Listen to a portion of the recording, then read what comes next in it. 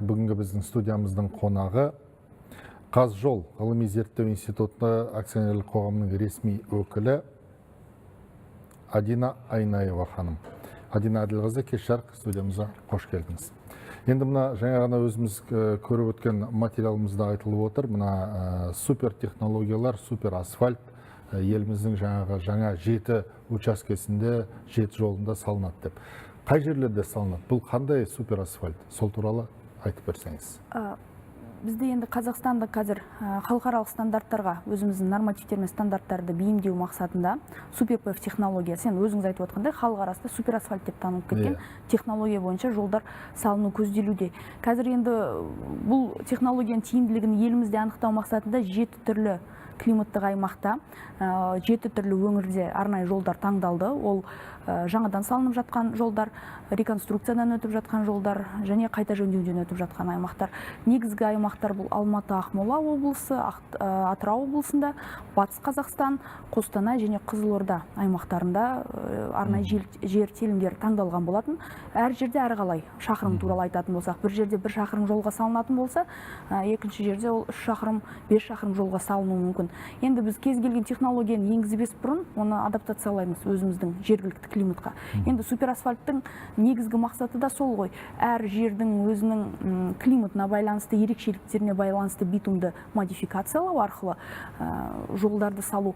Бұл жолды әлдеқайда төзімдірек етеді бұл технология, және оны күтіп ұстауға шығындарды әлдеқайда азайтады. Егер халықаралық тәжірибені алып қарайтын болсақ, жол телімдерін 3 және 4 есеге қолдану мерзімін, эксплуатациялау мерзімін ұзартады деп күтілуде. Енді қазір біз жолдарды саламыз. Біздің ғалымдар оған ғылыми-техникалық сүйемелдеу жасайды.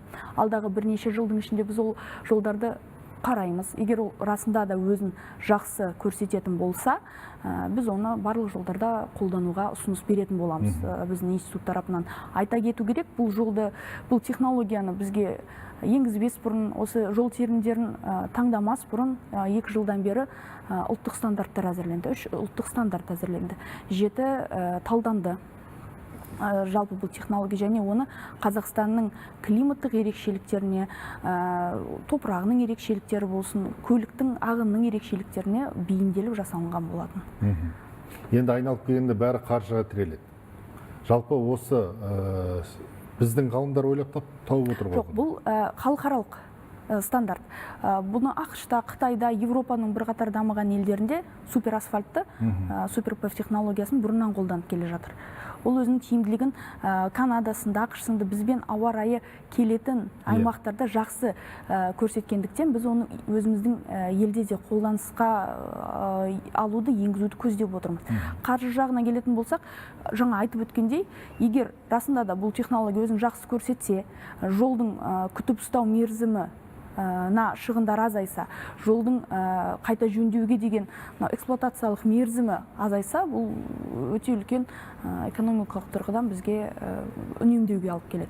Жақсы, егер құпия болмаса, мынаны айтып өтсеңіз, қазір мысал үшін қолданыстағы асфальт 1 шақырымы қанша? Мына сіздер ойлап жаңа ұсынып отырған асфальттың құны қанша? Енді айырмашылығы бар ма? Асфальттың нақты құнына, жолдың әрбір телімнің құнына мен тоқтап өкінішке орай, мен құзырлы тілімде емес, айтып өте алмаймын.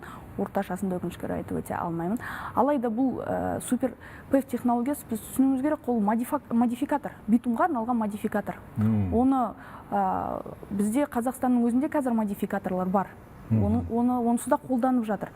Ал бұл біз жай ғана бар модификаторларды халықаралық стандарттарға сәйкес әзірлейміз.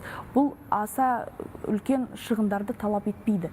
Біз осы стандарттарды қолдана отырып, қолда бармен жолдарды жақсартуды көздеп отырмыз. Бұл модификатор жалпы шетелден алынып келді ме, әлде өзімізде? Қазақстанда да модификаторлар өте көп. Қазір қолданылатын, тіпті мына жаңалықтарға алып келетін болсақ, биылдың өзінде осы біздің ғалымдармен ойлап табылған тағы бір битумға арналған модификатор сынақтан өткізіледі. Мына 79 жаңа технология деп отырмыз ғой. Соның ішінде біздің ғалымдардың да әзірлемелері бар. Бұл жерде сырттан алып келінетін емес, өзіміздің ғалымдардың да әзірлемелері қолданылатын болады. Және айтып өткендей, бар затты біз халықаралық нормативтерге бейімдей отырып жасаймыз. Және халықаралық нормативтерді еліміздің жолдың ерекшеліктеріне қарай бейімдеп отырып жасаймыз. Жақсы, енді бәрімізде жол жүреміз ғой. Алыс жолға да шығамыз. Мына жаңадан салынып жатқан жолдардың кейбіреу сапасы болып жатады. Себебі неде? Технологияның сақталмауында ма?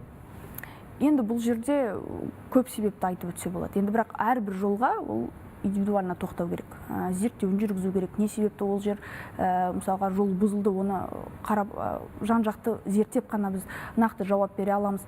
Бірақ ең негізгі нелердің, бұл жердегі мәселелердің бірі ол сол нормативтерді және стандарттарды жол салу кезінде қадағаламау. Бізде өте үлкен мәселе бар, тағы да бірнеше жылдан бері біздің институт, біздің министрлік, көлік министрлігі көтеріп жүрген, ол жол саласындағы білікті дипломы бар, осы көлік құрылысы мамандығы бойынша дипломы бар қызметкерлердің аздығы. Мысалға, көлік құрылысы мамандығы тіпті осы өткен жылға дейін жоқ болған болатын. Бірнеше жылдан бері жоқ болып, алайда осы жоғары білім ғылым министрлігі, көлік министрлігі, біздің Қазақстан жол ғылыми зерттеу институтының мамандарының бірлесе жұмысының нәтижесінде біз осы мамандықты қайтып алып келдік. Енді ол мамандық бойынша тіпті өткен жылы 1000-ға жуық грант бөлінді. Биыл 800-ге жуық грант бөлінеді деп күтіп отырмыз. Енді бұл жерде жолдың сапасы ол тек қана бір мәселе емес, комплексті, жан-жақты, жүйелі түрде келіп қарайтын мәселе ғой. Сондықтан да қазір осындай жан-жақты жұмыстар қолданылып жатыр. Бұл жерде осы студияны қолдана отырып, жаңадан оқу бітіріп жатқан түлектерге де айтып кеткім келіп отыр. Сіздерде көлік құрылысы мамандығына түсуге бірегей мүмкіндік бар. Себебі грант саны көп, тіпті төмен балмен де грантқа түсуге мүмкіндік бар. Жақсы, Адина ханым, рахмет сізге. Студиямызға келіп, сұрақтарымызға жауап бергеніңізге алғысымызды білдіреміз.